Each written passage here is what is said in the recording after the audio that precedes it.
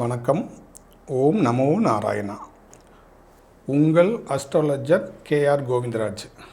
இன்றைக்கி சிம்ம ராசிக்கான குரு பெயர்ச்சி பலன்கள். சிம்மத்துக்கு 12ஆம் இடத்துல குரு இருக்கிறாரு, விரயஸ்தானத்தில் குரு இருக்கிறாரு. சரி, விரயஸ்தானத்தில் குரு இருந்தால் என்ன நடக்கும்? சரி, விரயஸ்தானத்தில் குரு இருந்தால் விரயம் ஆகும்னு நமக்கு குரு பெயர்ச்சி பலன்களை சொல்கிறாங்க. எனக்கு விரயம் ஆகுமா அப்படின்னு சொல்லி கேள்வியாக இருக்கும். சரி, விரயஸ்தானத்தில் குரு இருக்கும்போது சுப விரயங்கள் நடக்கும். சுப விரயம் என்னன்னா, நமக்கு திருமணம் நடக்கிறது, ஒரு வீடு வாங்கிறது, இதெல்லாம் சுப விரயங்கள். கட்டின வீடு வாங்கிறது இதெல்லாம் சுப விரயம்.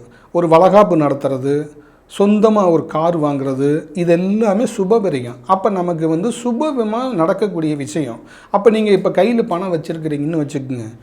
நீங்கள் என்ன பண்ணணும் அப்படின்னு சொன்னால், இப்போ சொந்தமாக வீடு வாங்குறது, காரு வாங்குறதெல்லாம் இப்போ வாங்கிக்குங்க. இதெல்லாம் சுப விரயமாக மாறும். சுப விரயத்தை ஏற்படுத்தும் குரு. நம்ம திருமணத்தை நல்லா கிராண்டாக பண்ணணும் அப்படின்னா, நீங்கள் இந்த மாதிரி விஷயத்தில் நீங்கள் நம்ம வச்சுருக்க பண்டை சுப விரயத்துக்காக பயன்படுத்துக்குங்க. அப்படி பயன்படுத்தும் போது அந்த விரயங்கிறது என்னென்னா, நம்ம கையில் வச்சுக்கிட்டு இருக்க பணத்தை குரு என்ன சொல்கிறார், நீ கணத்தை கையிலேயே வச்சுக்கிட்டு இருக்காத, உன்னுடைய சொந்த செலவுக்கு பயன்படுத்து. திருமணம் நடக்காமல் இருந்தால் திருமணத்தை நடத்து, உனக்கு குழந்தை பாக்கியம் வேணும்னா குழந்தைக்கு ட்ரீட்மெண்ட் எடு, உனக்கு இடம் வாங்கணும்னா இடம் வாங்கு அப்படின்னு சொல்லி அந்த பணத்தை ஒரு இன்வெஸ்ட்மெண்ட் பண்ணுறதுக்கு தான் குரு 12ஆம் இடத்துக்கு வர்றாரு. அதனால் நீங்கள் பயப்படாதீங்க. ஒரு என்டர்டெயின்மெண்ட்டாக, ஒரு ஜாலியாக, ஒரு ஹாப்பியாக உங்களுக்காக வாங்குறது தானே அந்த சொத்து. படிப்படியாக மேலே வர்றது தானே. இன்றைக்கி 5 லட்ச ரூபாய்க்கு வாங்கி போடுற இடம் நாளைக்கு அது 10 லட்சமாக விற்கும். அப்போ நீங்கள் அதை விரையும்னு நினைக்கக்கூடாது. அது உங்களுக்கு நல்லது. ஒரு நல்ல ஒரு சூழ்நிலையை குரு ஏற்படுத்துகிறார். அப்போ நீங்கள் என்ன பண்ணணும் அப்படின்னா, உங்களுக்கு வச்சிருக்கக்கூடிய பணத்தை ஒரு நகை வாங்கி வச்சுக்கிறது, ஒரு இடத்த வாங்கி வச்சுக்கிறது, இதெல்லாம் நீங்கள் சுப விரயமாக பண்ணும்போதுன்னா உங்களுக்கு அது சேமிப்பாக வளரும். அதை நீங்கள் விரயமாக எடுத்துக்காதீங்க. அப்படி வச்சுட்டிங்கன்னா உங்களுக்கு படிப்படியாக மாற்றத்தை ஏற்படுத்தும். இப்படி நம்ம ஒரு சந்தோஷ பிரியமாக இப்போ போய் ஒரு நகையை வாங்கி நம்ம கழுத்தில் ஒரு 10 பவுன் செயின், கையில் ஒரு பிராஸ்லெட் போடுறோம்னா நம்ம உடம்பும் ஒரு ஃபேஸ் ஒரு ஹாப்பினஸ் ஆயிடும். நீங்கள் நகையை கையில் போட்டு பாருங்கவே. இப்போ நீங்கள் கையில் ஒரு செயினோ மோதிரம் போட்டு ஒரு கண்ணாடி முன்னு நின்று பாருங்கள். அப்படியே சூப்பராக இருக்கும். உங்களுடைய பார்க்குறதுக்கு அதோடைய எனர்ஜி பவர் அப்படியே நமக்கு பவராக ஆக்டிவேஷன் பண்ணுறது உங்களால் உணர முடியும். இல்லை அப்படின்னா இதே நீங்கள் ஒரு கல்யாணத்துக்கோ இல்லை ஒரு கோயிலுக்கோ போகிறீங்க, உங்களை எல்லாம் அப்படியே சுற்றி பார்ப்பாங்க. அப்படியே என்ன இவ்வளோ பெரிய நகை போட்டிருக்காரு அப்படின்னு பார்ப்பாங்க. நீங்கள் பார்த்துருப்பீங்க, ஒரு சில பேர் கழுத்தில் போட்டிருக்க நகை, கையில் போட்டிருக்க நகைலாம் பார்ப்போம். அப்படியே அப்போ இவ்வளோ இத்தனை கிலோ தங்கத்தில் இருக்குது, 1 கிலோ 2 கிலோ எல்லாம் தங்கம் போட்டிருப்பாங்க பார்த்தீங்களா. என்ன எல்லோரும் ஆச்சரியமாக பார்ப்பாங்க. அது மாதிரி ஒரு ஆச்சரியம் ஊட்டும். நீ ஒரு இடத்த வாங்கி வச்சுருந்தாலும், ஒரு வீட்டை வாங்கி வச்சுருந்தாலும், கையில் நகை வச்சுருந்தாலும், அந்த குருங்கிறது பொன்னவன் தானே, அந்த நகைக்கு உரிய கிரகம் தானே. அது போடும்போது அதுக்கு உண்டான ஒரு எனர்ஜி பவர் தனியாக தெரியும். நம்ம முகப்பொலிவு, நம்மளை மதிக்கிறது, நம்ம போனால் நம்ம இடத்துல நம்ம எல்லாரும் பார்த்து வணக்கம் சொல்கிறது, மரியாதை கொடுக்கறது, அதெல்லாமே நடக்கும். இது குருவால் நடக்கிறது. அதனால நமக்கு குரு பார்க்க கோடி நம்பினா குருவுடைய ஆக்டிவேஷன் பவர்ஃபுல்லாக இருக்கும். எதுக்காக சொல்கிறோம் அப்படின்னா, நம்ம வச்சுருக்க பண்டெல்லாம் இந்த மாதிரி தான் நம்ம பண்ணிக்கணும். அப்படி பண்ணும்போது அது நமக்கு ஒரு உற்சாகத்தை கொடுக்கும். உடம்புல ஒரு நகையை போட்டு பார்க்கும்போது உற்சாகத்தை கொடுக்கும். நம்ம உடம்புல ஒரு புது ட்ரெஸ்ஸை போடும்போது உற்சாகத்தை கொடுக்கும். ஒரு காலுக்கு ஒரு நல்ல காஸ்ட்லியான ஷூ போடும்போது ஒரு உற்சாகத்தை கொடுக்கும். ஒரு புதுமையான விஷயங்களை ஏற்படுத்தும் குரு. அப்போ அந்த புதுமையான விஷயம் ஏற்படுத்தி கொடுக்கும். என்ன சொல்கிறதோ ஒரு லக்ஸுரியான ஒரு காரு, அதில் போகும்போது எப்படி ஒரு ஆடம்பரமாக ஒரு ஹாப்பியாக போகும்போது நமக்கு எப்படி இருக்கும், ஒரு சந்தோஷம் இருக்கும், ஒரு ஹாப்பி இருக்கும். இதெல்லாமே 12ஆம் இடத்துல குரு சிம்ம ராசிக்கு ஏற்படுத்துவார். அப்போ சார் இந்த மாதிரி இருந்துச்சுன்னா அதை நீங்கள் ஃபாலோ பண்ணுங்கள். இல்லை சார் எனக்கு ஒரு வீடு வாங்கணும் ரொம்ப வருஷம் ஆசையாக இருக்குன்னா இப்போ கொஞ்சம் கடன் வாங்கி வீடு வாங்குங்க. அது உங்களுக்கு ஒரு பெரிய ஒரு சுப விரயமாக மாறும். சார் எனக்கு கடனெல்லாம் இருக்குது, கடனெல்லாம் அடைச்சிட்டு புது கடனாக ஒரு வீடு வாங்குறது உங்களுக்கு ஒரு நல்ல ஒரு மாற்றத்தை கொடுக்கும். இப்படி சுப கடனை பார்த்துங்க. இல்லை படிப்புக்கு காலேஜ் கட்டுறது, ஸ்கூலுக்கு கட்டுறது, இதெல்லாம் அப்படியே கொஞ்சம் கொஞ்சமாக அப்படி கட்டினீங்கன்னா இதுவெல்லாம் சுப விரயமாக மாறும். இது எதுக்கு சொல்கிறேன்னா, இப்போ இந்த சுப விரயத்தை ஆக்கிறதுக்கு உண்டான கால நேரம் இப்போ சப்போஸ் சார் நான் இதெல்லாம் பண்ணலாம் அப்படின்னு இருக்கும்போது எனக்கு ஏதாவது தடைகளாக இருக்குது அப்படின்னா, கிரக தடைகளை நீக்கக்கூடிய காலம்தான் இப்போ உங்கள் குரு குரு பயிற்சி காலம். அப்போ நமக்கு கிரக தடைகள் எங்கே இருக்குது அப்படிங்கிறது நமக்கு தெரியாது. அதை நம்ம செக் பண்ணி பார்க்கும்போது தான் தெரியும். இப்போ குரு வந்துட்டார் அப்படின்னா நமக்கு எங்கெங்கே தடை இருக்குங்கிறது காட்டி கொடுப்பாரு, எங்கெங்கே தப்பு இருக்குதுங்கிறத காட்டி கொடுப்பாரு, நம்ம என்ன தவறில் இருக்கிறோம் அப்படிங்கிறத காட்டி கொடுப்பாரு, நமக்கு சாபம் இருக்குதாங்கிறத காட்டி கொடுப்பாரு, நமக்கு தோஷம் இருக்குதாங்கிறத காட்டி கொடுப்பாரு. அப்படி இருக்கும்போது நம்ம அதெல்லாம் சரி பண்ணிக்கணும். நம்ம ஒரு மகானை சந்திக்கிறக்கூடிய வாய்ப்பை ஏற்படுத்தி கொடுக்கும். இதெல்லாமே இந்த குருவால் நடக்கும். அப்போ குரு கிரகத்தை நம்ம எப்படியெல்லாம் நமக்கு இப்போ நல்லது செய்யுது அப்படிங்கிறத நீங்கள் தெரிஞ்சுக்கணும். அப்போ சிம்மத்தில் இருக்கிறவங்க சூரியன் வீட்டில் இருக்கிறாரு, யாருங்க? குரு. அப்போ குருக்கு என்ன ஒரு பவர் இருக்கும், சூரியனுக்கு என்ன பவர் இருக்கும், அங்கே சனியும் இருக்கிறாரு. இப்படி கிரகங்களுடைய பவர், ஒவ்வொரு கிரகத்துக்கும் ஒவ்வொரு பவர் வேலை செய்யும். அதை சாதகமாக்குறது தான் அந்த குருவுடைய வேலையே. அப்போ நமக்கான தடைகள் எந்த கிரகத்தில் இருக்குங்கிறது நமக்கே தெரியாது. அது சூரியன், சந்திரன், செவ்வாய், புதன், சுக்கிரன், சனி, ராகு, கேது, இப்படி 8 கிரகங்கள் இருக்கு இல்லையா? இந்த கிரகங்களுடைய எனர்ஜினால் நம்ம உடலில் ஏதாவது நோய்கள் இருந்தாலும், நமக்கு இந்த தோஷங்கள் இருந்தாலும் அதை ஈஸியாக நமக்கு ஆக்டிவேஷன் பண்ணி காமிக்கும், இன்டிமேட்டு காமிக்கும் இந்த கிரகம் குரு. அப்போ நம்ம அதை தெரிஞ்சுக்கிட்டு நம்ம அதுக்குண்டான ட்ரீட்மெண்ட் எடுத்து அதுக்குண்டான கோவில் வழிபாடு பண்ணும்போது நமக்கு அது சரியாயிடும். இதெல்லாம் குரு நமக்கு அந்த ராசியில் இருக்கும்போது நமக்கு இன்டிமேட்டு பண்ணும்.